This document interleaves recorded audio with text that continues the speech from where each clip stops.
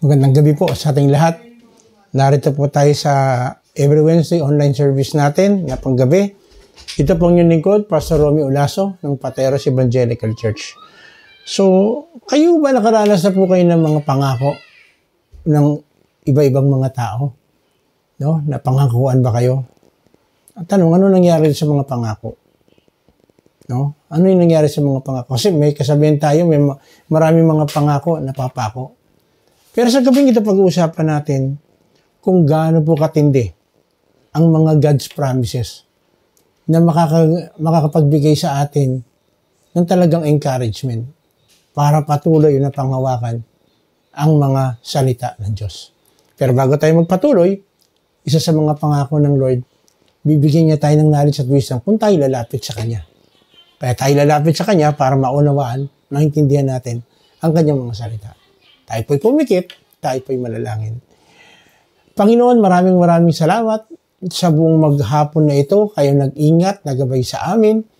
Salamat, Panginoon, dahil kagaya ng iyong mga pangako, na kapag kami lalakad sa inyong presensya, mararanasan namin ang maraming mga pangako mo na makapagbibigay sa amin ng kagalakan, kasiyahan.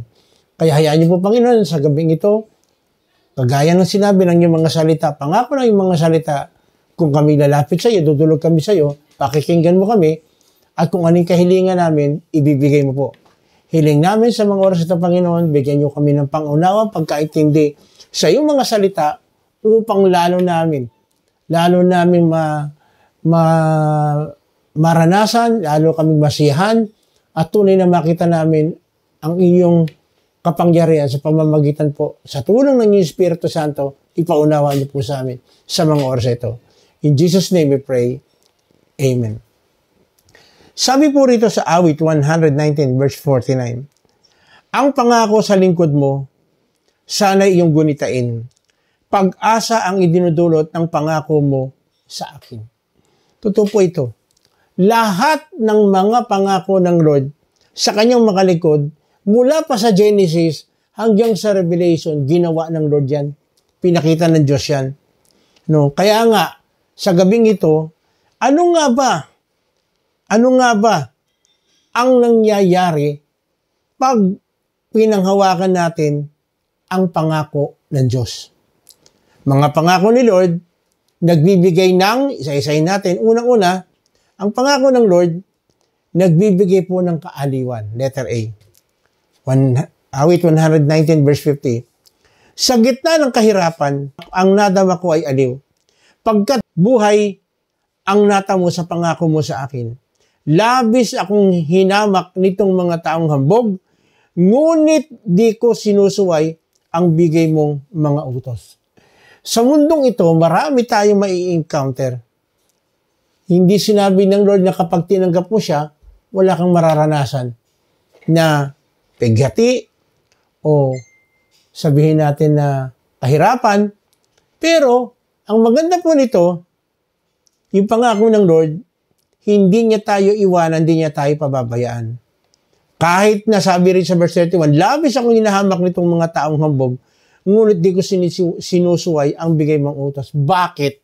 Bakit kaya gano'n na lang ang pagsamo nitong psalmist tungkol sa sinasabi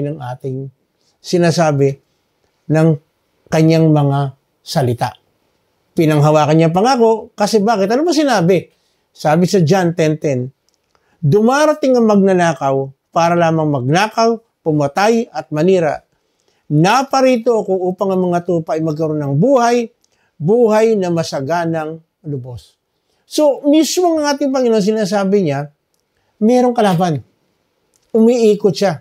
Yung magnanakaw, pumapatay, at manira. No? Ngunit, ang ating Panginoon pumunta rito sa mundong ito para bigyan tayo ng buhay.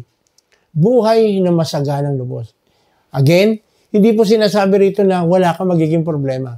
Kaya lang, ang kagandahan nito, ang ibig sabihin ng masaganang buhay, kasama natin palagi si Lord sa lahat ng journey natin sa mundong ito. Ito po yung isa sa pinakamagandang pangako eh. Palagi kong binabalikan ito. Anong ginawa ng Panginoon nung naglalakad na sa disyerto? ang mga Israelita. Di ba? Provide niya, masagana sila. Habang naglalakad sila, pagka-araw, hindi sila nasusunog na sa sobrang init dahil merong malaking ulap na sa palagi kong sinasabi na parang payong na buong Israel, ang dami nila, yung ulap, yun ang pinakapayong nila. Kaya hindi sila nasusunog. At ang declaration pa, yung mga sandalyas nila, kahit na ilang taon sila, hindi nasira. Hindi nasira. So, hindi ba napakagandang pagpapakita yan na hindi sila napahamak. At kung gabi naman, sabing ganon, declare, merong haliging apoy. Kasi nasa disyerto sila. Maraming klase ng mababangis na hayop, pero hindi makakalapit sa kanila. Bakit? Kasi protektado sila. Hindi ba kaaliwan yan? Hindi ba magbibigay sa atin yan ng kaluguran? Masasabi natin, kahit kailan, hindi ako pinabayaan ng aking Diyos. Kapatid, kahit ikaw, tayo, buhay ka pa. Isa lang ibig sabihin yan, hindi tayo pinababayaan ng Diyos. Oo, nakakaranas tayo, hirap, nahihirapan, pero nakakatayo, nakakabangon. Bakit? Inaaliw tayo ng mga pangako ng ating Panginoon. Pangalawa, bakit masasabi natin na masarap pangawakan, ang pangako ng Diyos? Ito'y nagbibigay ng, letter B, magandang memories. Memories. Parang kanta ni Rico J, nagbibigay ng magandang alaala. Awit 119 verse 52. Bumabalik sa gunita ang payo mo noong araw. Ito, Yahweh, sa lingkod mo, ang dulot ay kaaliwan. Isipin po natin mabuti. Ano-ano na ba yung magagandang ginawa ng Lord sa buhay mo? Isipin mo mabuti. Ako, palagi ko po sinasabi ito, nakasyam na beses na ako, muntik na akong mamatay. Pero nakita ko kung paano gumawa ang Lord, niligtas ako sa tiyak na kamatayan. Minsan binibiro ko nga naku, delikado to. Baka naubos na yung yung lifeline ko. Kasi nakasyam na ako di ba may kasabihan, pag nakasobra ka na ron ng siyam, delikado ka. Hindi man ako nagingyaw. Pero isang kagandaan po nito, ang bait ng Diyos. Hindi niya ako pinabayaan. Ang buong pamilya ko, ang sasaya namin, hindi kami pinabayaan ng Lord. Mula noon hanggang ngayon. Pag inaalala ko yung magandang bagay na ginawa ng Diyos, nagbibigay ito sa akin ng encouragement para magpatuloy ako kay Lord. At mayroong pangako naman si Lord Again, pangako na naman niya. Mateo 11:28. Lumapit kayo sa akin, kayong lahat na nahihirapan at lubang nabibigatan sa inyong pasanin, at kayo'y bibigyan ko ng kapahingahan. Bro, baka kaya ka nahihirapan sa mga panahong ito, hindi ka naman lumapit kay Lord. Baka naman kaya ang bigat ng pasanin mo, hindi mo binibigay kay Lord. Ito ang sabi ng Lord, lumapit kayo sa akin at kayo bibigyan ko ng kapahingahan. So, isa lang ang solusyon. Lumapit ka kay Lord. Sa mga panahong ito, nahihirapan ka kung di mo anong gagawin. Lumapit ka kay Lord. Lahat. Kasi hindi naman sinabi rito kung ano yung mga pasanin mo. Hindi iniisa-isa, kundi lahat ng kabigatan mo, pwede mong ibigay kay Lord, pwede mong ilapit kay Lord. Ngayon, katatapos lang po natin ating eleksyon. Marami kang pwedeng ilapit doon sa mga nanalo, dahil doon sa mga pangako na tutulungan, ganito-ganito. Ang masakit nito, pagkatapos yung iba manalo, nakakalimutan yung pangako. Pero kay Lord, never na hindi niya gagawin yung kanyang mga pangako. Walang pangako niya na hindi matutupad. Kaya hindi nangyayari yung kanyang pangako sa buhay ng bawat isa sa atin, baka hindi natin kine-claim. Baka hindi naman talaga tayo lumalapit. Baka hindi naman natin talaga binigay yung ating buhay sa ating Panginoon. Kasi kung binigay natin yan, hindi po pwede na hindi gumawa ng paraan si Lord para tayo tulungan sa lahat ng ating kabigat. Siya nga na ngayon nag-i-invite eh. Lapit ka. Nabibigatan ka? Nahihirapan ka? Lumapit ka. Nahihirapan ka? Lumapit ka. Nabibigatan ka? Lumapit ka. Hindi natin kayang i-solve lahat ng problema natin. Actually, lahat. As in lahat. Kundi lamang sa biyaya ng Diyos. Ano man ang kabigatan mo, sa mga panahong ito, lumapit tayo kay Lord. At alam niyo po, lahat ng mga tao na lumalapit kay Lord, pinangawakan yung pangako, ina-amaze ni Lord sa lahat ng kanyang himala. Yung kanyang divine intervention, mararanasan natin. Ito po ang nakakatuwa eh. Kaya nga dapat ganito ang attitude natin. May dumating na problema. Lord, sigurado may gagawin ka na namang maganda. Sigurado, Lord, i-amaze mo na naman ako dito sa problemang ito. Bakit? Naranasan mo na eh.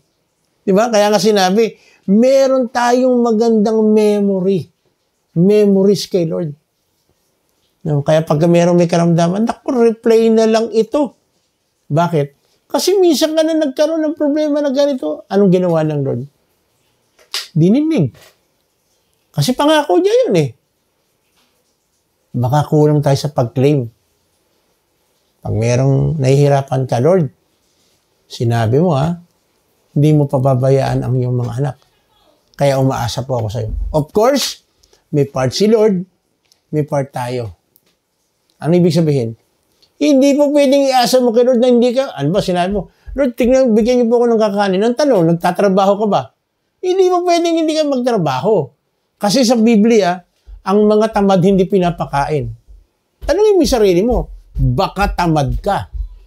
Baka may mga ginagawa ka na hindi tama. Pangatlo, bakit magandang panghawakan natin yung mga pangako ng Diyos? Pangatlo, sinasabi, is nagkakaroon ng magandang motivation sa atin. Yeah? Awit 119 verse 56. Nasasalig sa pagsunod ang tunay kong kagalakan. Kaya naman, sinusunod ko ang iyong kautusan. Again, di ba, tingnan niyo po kapag sinusunod natin yung mga utos ng Diyos, kasi pinanghawakan natin yung kanyang mga pangako, di ba nagkakaroon tayo ng kagalakan? Bakit? Kasi, the more na sinusunod natin si Lord, the more na fulfill yung kanyang mga promises sa atin. At ito ang nagbibigay sa atin ng motivation para magpatuloy tayo. Kaya nga po, hindi nakakapagod sumunod sa mga utos ng ating Panginoon. Kasi lahat ng ginagawa natin, merong reward sa harapan ng Lord. Of course, hindi tayo gumagawa ng isang bagay o sumusunod tayo kay Lord hindi lang para sa reward, kundi kagalakan kasiyahan natin na sumunod sa Kanya. Parang ganito, tatay ka, di ba tuwang-tuwa ka pag yung mga anak mo sumusunod sa'yo? Anong gagawin mo pag sumusunod sa yung anak mo? Nire-reward mo. Pero yung mga anak mo, dapat matanim sa isip nila na hindi sila sumusunod dahil sa reward, kundi dahil tatay nila tayo. Ganon din kay Lord. Sumusunod tayo sa Kanya dahil tatay natin siya. At sa pangako niya, ang Kanyang mga anak, hindi niya pagkukulangin. Pagka nagkulang ka, tayo, analyze mo. Kagaya ng sinabi ko kanina, lumapit ka kay Lord. Tanungin mo sa Kanya, ano kaya ang gusto mo na maunawaan, maintindihan ko? Bakit pinahintulutan mo na mangyari sa akin itong bagay na ito? Alam niyo po, kapag motivated tayo ng word ng promises ni Lord, maganda ang resulta. Awit 63:6. Laman ka ng gunita ko, Samantalang nahihimlay, magdamag na palaging inisip ko ay ikaw. Totoo naman po ito eh. Alam niyo po, pag hindi ka makatulog, totoo lang, pag hindi ka makatulog, isipin mo lang yung magagandang bagay na ginawa sa iyo ng Lord ng araw na yon, magugulat ka. Makakatulog ka na masayang-masaya ka at baka mamaya managinip ka pa nga eh. Managinip pa tayo na kasama natin si Lord, naglalakad tayo, pinayagan ni Lord na pumunta ka kung saang lugar na talagang mag-e-enjoy ka. Bakit? Kasi laman ng isip natin, habang tayo nahihimlay, magdamag na iniisip mo si Lord. Hindi po ito kagaya ng problema. Kapag iniisip mo yung problema hanggang pagtulog mo, hindi ka makakatulog. Balisa ka. Ako, naranasan ko na po yun. Meron ako napakabigat na problema. Kahit na anong pilit kong matulog, hindi po ako makatulog. No? Parang gagaya ng iba. Ano sasabihin ng iba? Hindi, kaya naman ako nagsishot eh. Para makatulog ako. Pero ang mga totoo, na lingkod ng Diyos, na talagang umaasa kay Lord sa kanyang mga pangako, hindi mo na kailangan pasipa sa kabayo para makatulog ka. Ang kailangan mo lang, pasalamat ka kay Lord, magpuri ka kay Lord, hanggang sa pagtulog dalhin mo, kung ano yung mag-araw, buong araw, i-analyze mo yung magagandang ginawa ng Lord sa iyo, sa atin, sa buong araw. Magugulat ka. Makakatulog ka ng maaliwalas. Baka mamaya pag may nakakita sa iyo, tingnan mo itong kapatid natin natutulog, nakangiti habang natutulog. Bakit? Kasi pwedeng even sa pagtulog natin, bigyan tayo ng panaginip ng Lord na nag-enjoy tayo. Natuwang-tuwa tayo. Nakikita natin yung kalwalhatian ng ating Diyos. Again, ito nangyayari dun sa mga tao na kagaya natin, nag-hold tayo sa promises ng God. Awit 63:7. Anong sabi? Ikaw ang sa akin tumutulong sa tuwina, kaya sa iyong pagkupkup, ligaya kong awitan ka. Totoo po ito. Pag naranasan mo yung biyaya at kabutihan ng Diyos, even yung may mga awit ka na sasabi na napapuri kay Lord. Minsan nga, hinaham mo na lang eh.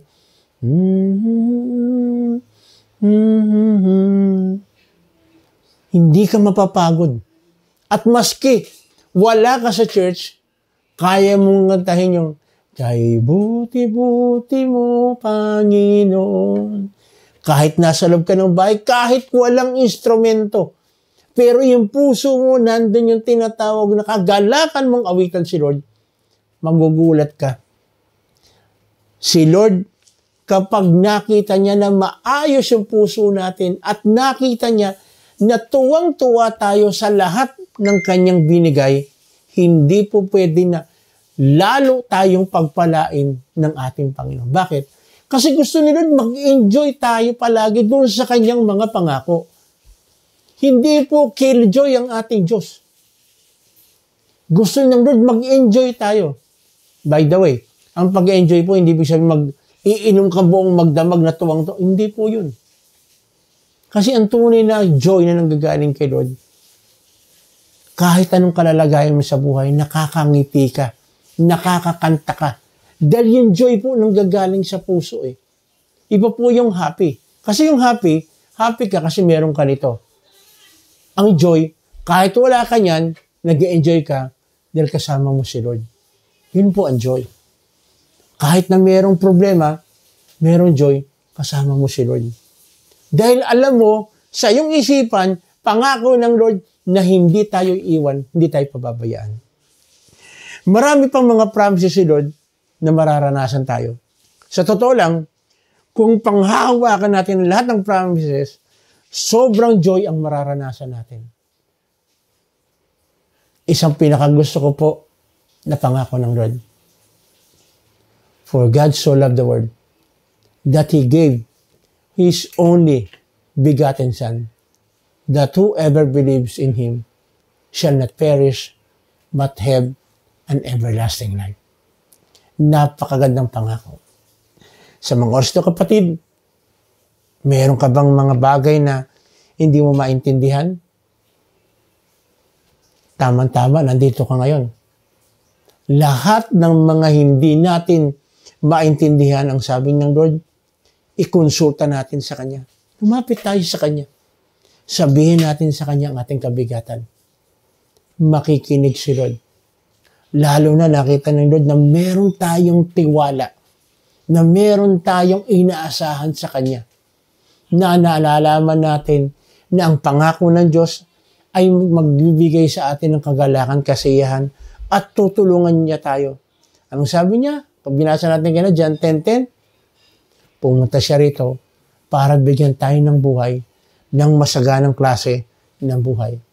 At para maranasan natin to, lumapit tayo sa Kanya, sabihin natin lahat nung nalaman ng puso natin, isurrender natin lahat sa Kanya dahil siya ang nakakaalam ng pinakamabuti, pinakamainam, at siya rin ang magbibigay ng lahat ng mga bagay na kailangan natin para mag-enjoy tayo sa buhay na ito.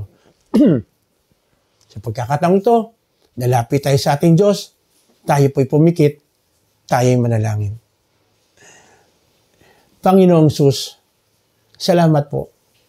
Dahil ang inyong mga salita ay nagbibigay sa amin ng kaaliwan, nagbibigay po sa amin ng magandang memory, at nagbibigay po sa amin ng motivation para kami ay patuloy na lumapit at umasa po sa inyo.